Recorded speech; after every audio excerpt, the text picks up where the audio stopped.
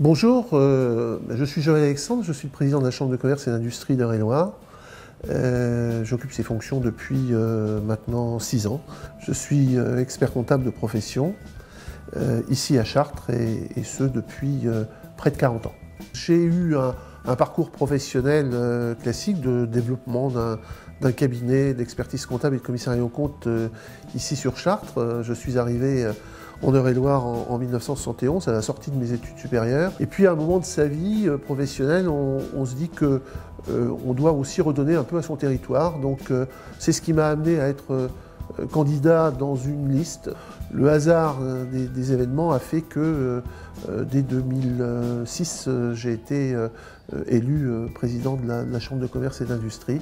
Les atouts du territoire, en tant que résident, je crois que c'est le fait d'allier deux styles de vie qui sont complémentaires.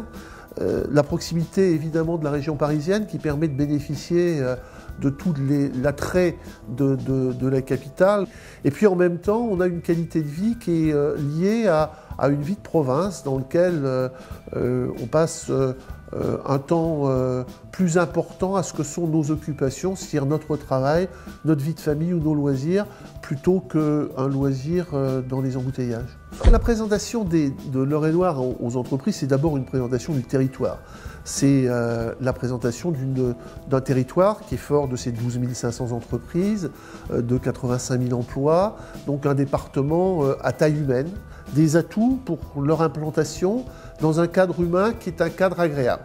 Et en même temps, c'est un territoire sur lequel, que ce soit les axes de communication, les voies autoroutières notamment, mais également les relations ferrées avec la métropole parisienne, donnent des atouts pour le développement économique. Des atouts forts qui sont autour de secteurs d'activité leaders, que sont la cosmétique, que sont la pharmacie, que sont la bio-industrie.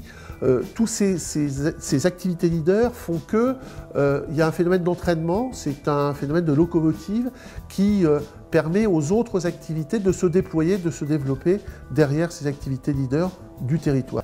25% des brevets d'invention qui ont été déposés au cours de ces dernières années au sein de la région Centre, dont nous faisons partie, ont été des brevets d'invention qui ont été déposés par des entreprises d'Eure-et-Loir. Ça montre là le fort pouvoir d'innovation qu'a ce département, les entreprises de ce département. Et donc, c'est tout un vecteur de développement pour le futur. Deuxième élément, deuxième chiffre que l'on peut citer, c'est la position de l'Eure-et-Loir dans le cadre de l'exportation. Il faut savoir que le département d'Eure-et-Loir est le deuxième département exportateur de la région Centre. Donc l'innovation, l'exportation, ce sont deux vecteurs forts de développement pour l'avenir et qui permettent aussi c'est peut-être le troisième élément qu'on pourrait citer, c'est que le département est composé d'une myriade. On a de nombreuses petites et moyennes entreprises dans des secteurs très différents. On a cité les secteurs phares, mais il y a d'autres secteurs et sur lesquels il y a un vrai savoir-faire et une vraie capacité de développement. L'accompagnement de l'entreprise à tous les stades de sa vie, de sa création, au moment où le créateur va venir faire ses formalités, on démarre là à l'accompagner dans son projet de création déjà en amont. Et puis ensuite, ça va être son développement. Alors, son développement à travers l'innovation, à travers l'exportation, on en a parlé, mais aussi à travers le développement durable, tous les stades du développement de l'entreprise. Ça va être aussi, dans le cadre de son développement, l'accompagnement en matière de formation. Et ça, c'est un pôle très fort de la Chambre de commerce et d'industrie d'Eure-et-Loir, mais aussi un pôle très fort de l'ensemble des chambres de commerce et d'industrie de France, qui est d'aider les entreprises à former leurs collaborateurs. Et puis ensuite, dans la vie de l'entreprise, on a être à ses côtés au moment des difficultés. Et on en a connu dans le cadre de la crise qui vient de se passer. Ensuite, il y a la phase de transmission de l'entreprise.